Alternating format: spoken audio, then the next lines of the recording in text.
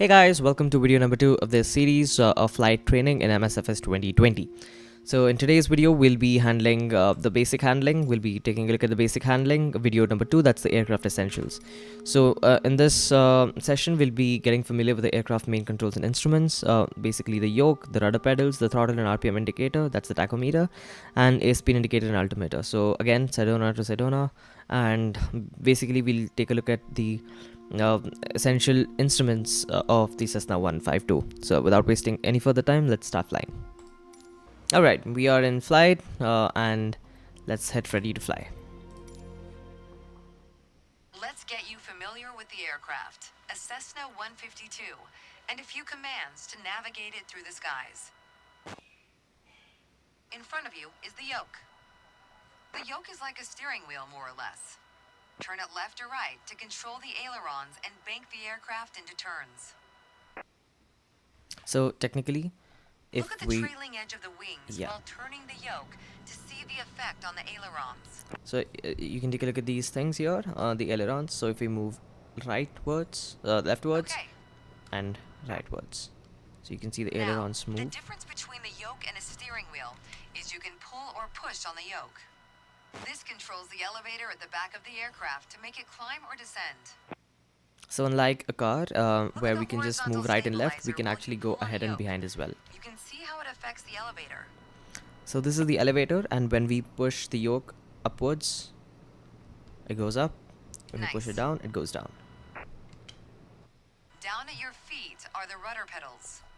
They steer the aircraft when you're on the ground. The upper part of the pedals also control your brakes.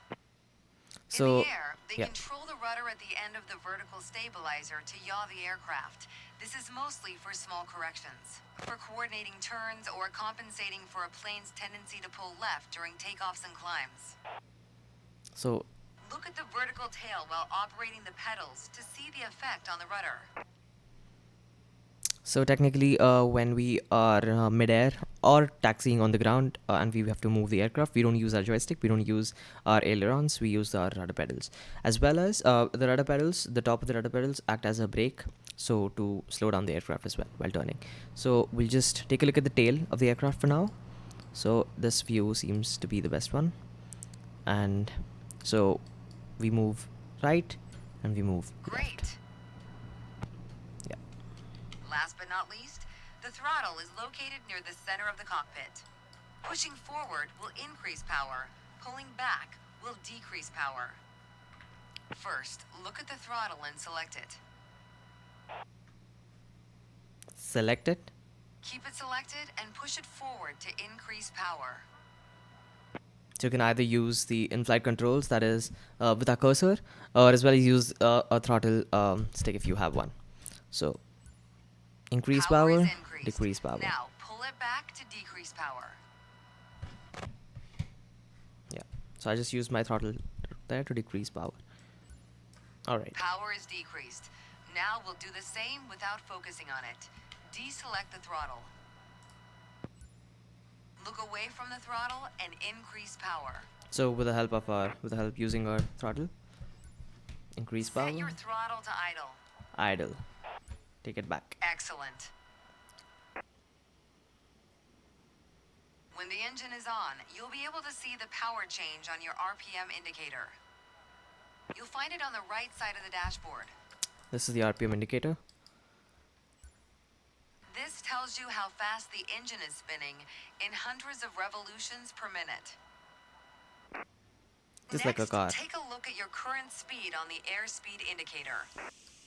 It's on the left in the main instrument panel. It measures the speed in knots. So this is the airspeed. To check your altitude, look to the altimeter. This is the altimeter that tells us the altitude of the aircraft. The altimeter has 3 hands, similar to a clock.